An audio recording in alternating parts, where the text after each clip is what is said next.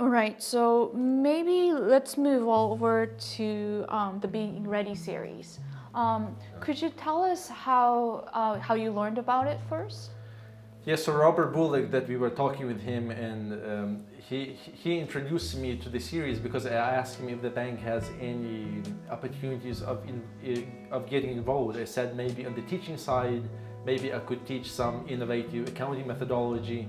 For example, there is one methodology where debits are green and credits are yellow, and it's easier for people's mind to register colors than sides, because traditionally in accounting, debits are on the left, credits are on the right. But if you show it in color, even kids can grasp color. So you can teach accounting by just saying, okay, debits are green and credits are yellow, and you can teach the entire system of accounting based on that. So I asked Robert, do you think maybe I could, since Ponce is involved with the Community Reinvestment Act and helping entrepreneurs, do you think I could get involved with teaching or some opportunity like that? He said, I'll check around. Yeah, so it's very hard for the mind to register the sides. Just symmetry of it, like left and right, our mind doesn't really register it. Much more natural and organic, even for children, to register colors. You show them different colors and they would point, they will try to grab. So one Swiss guy and one Australian guy said, most financial managers really struggle with accounting. How can we super simplify it? So they did some psychology studies, and psychologists did studies on their behalf. And they said the reason people don't get accounting, because you tell them debit on the left, credit on the right. It's hard for people. Let's change it into colors. Debit is green, credit is yellow. Then you explain the entire accounting in two colors, green and yellow.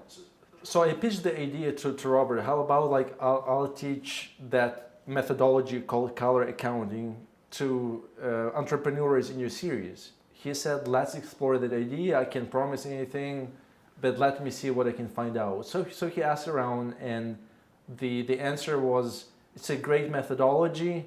We don't think it's appropriate to teach at this point. We'll be talking about accounting, lending from a more basic perspective rather than getting into nitty-gritty of accounting.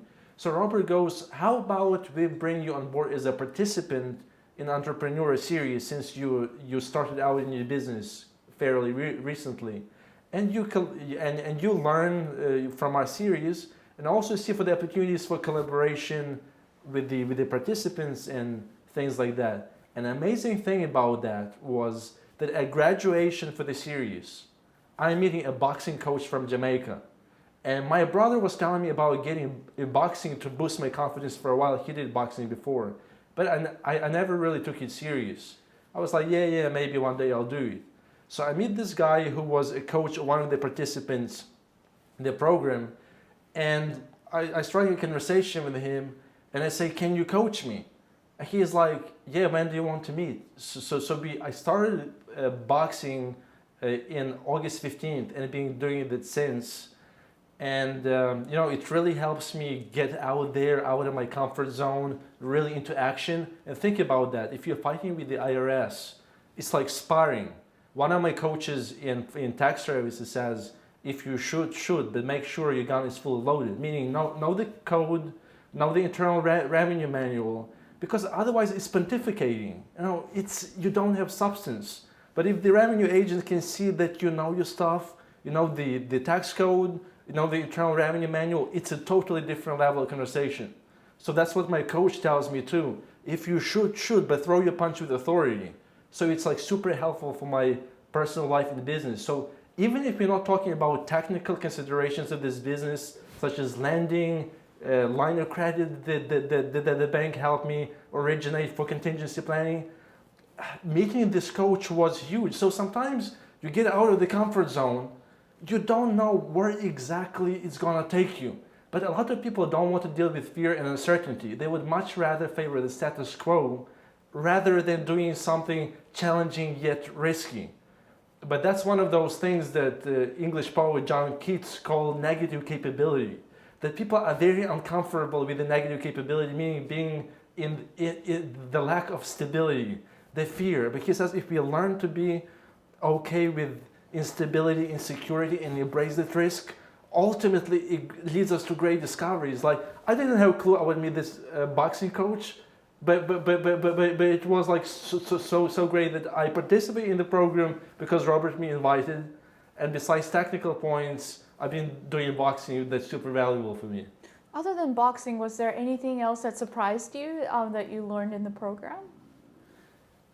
I think not necessarily surprised, but I was so pleased to see Ponce's commitment to helping entrepreneurs, especially from the minority backgrounds. And you know, seeing people like Maria, my wife, and I had a picture with other participants, and just seeing the diversity of different backgrounds of people. And one of the reasons we wanted to live in New York in the first place, because it's so diverse. And for example, 930 languages are spoken, so people are from very diverse backgrounds. But then if you talk about, you know, financial inclusion, then we have like big disparities in the country. So it's very valuable if there are banks not just with stated values, but true values about financial inclusion. So seeing that in action, you know, helping people build economy from the bottom up was like super inspiring for me. That's really wonderful to hear. You know, you've talked about the different small businesses and individuals that you help in the community. Could you share your opinion about, you know, what you think is the most important thing in letting or helping the community prosper? I think it's one of the most exciting things about Ponce Bank for me is the community participation in Community Reinvestment Act, and really making programs to the community that work. Because if you listen to the interviews at graduation, each person had a chance to talk about the impact of business. And there were different businesses, from graphic design to restaurant to professional services. If you listen to the interviews, and they were saying, yes, this was difficult, and at the same time it was so valuable. Thank you for making it happen for us. So teaching people these skills ahead of time, and not only that, but teaching people partnerships. Because Ponce cooperates with business outreach group, and the Ponce is basically saying, look, we want to be a hub of resources for you, and we can also refer you to people to help support and grow your business. And when we talk about fear and uncertainty, some of the biggest factors to overcome the status quo. If people can have the partner like Ponce that says, look guys, this is difficult and challenging, but we are here to stand with you. We want to be the hub of resources. We'll refer you to partners. We'll help you write your business plans. We are here to walk alongside. That's you overcome that. So many more people would make that leap of faith if they had support like this. So we talk worldwide, we have 7% of entrepreneurs. 7% of the world population, 580 million out of 7.8 billion. So only 7%. But then if we talk about the minority communities, like the participation is even lower. So I think it's especially this segment that if there are partners like Ponce that can help people in these communities to get trained, especially initial stages, not try and error, because if you do trial and error, people can be out of business pretty quick.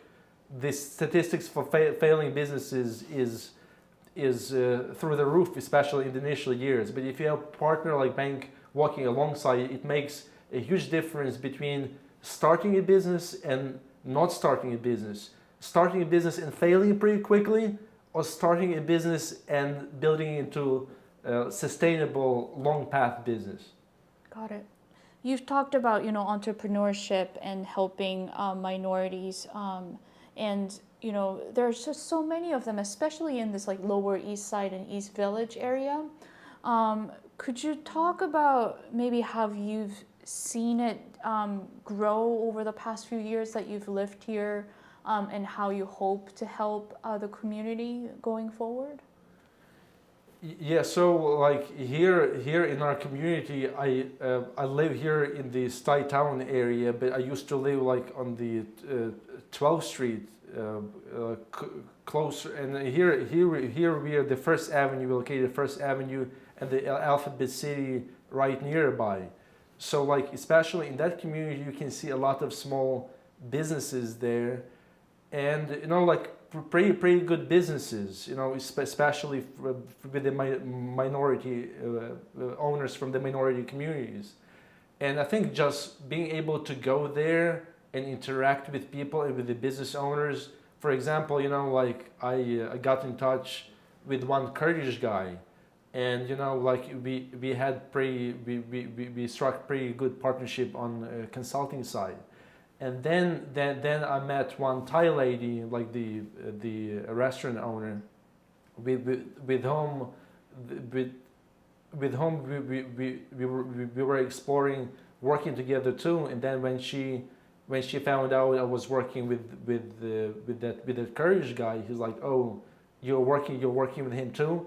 So you see, it's like building the sense of cohesion that say, you know, getting out there and speaking with the business owners. And what I appreciate about different cultural background, that like you can speak, like say with the Kurdish guy and then Thai person, and then say Filipino person. That diversity of the city is very appealing. And if you talk about cross-pollination of ideas and thinking outside the box about novel perspective, if you take somebody with the same background, you'll be getting a similar perspective. But if you take somebody from different backgrounds and can see how people in different cultures think and conceptualize things, you can get like really good ideas for your own business. So I think it goes back to enjoying, like seeing the diverse potential of New York City.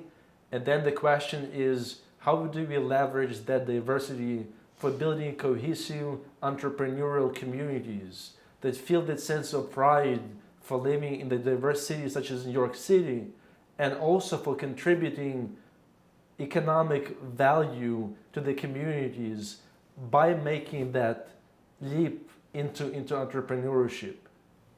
That's great. Well, my last question is, I think we covered a lot of ground. Was there anything else that you wanted to share with us about? I think fundamentally, people ask me, like, what's so... People joke with me sometimes. They're like, so you have to get master's degree in accounting? Like, I can count two, and they're like, 1, 2, 3. so it made a question for me. How do I explain the value of accounting to people in simple terms? So in that color accounting methodology, it gives very simple explanation. It says like, okay, it's about value creation and value destruction. The manager of the business, of the owner of the business, lives in a constant tension between value creation and value destruction, or revenue and expense. And living in that tension and managing those, stewarding those resources in such a way that value creation will exceed value destruction.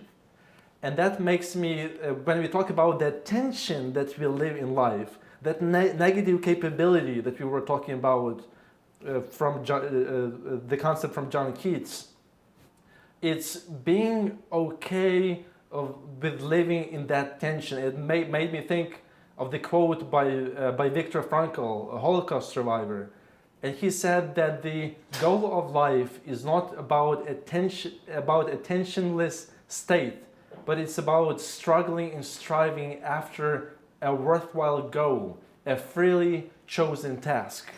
So a lot of people like want naturally call back from tension.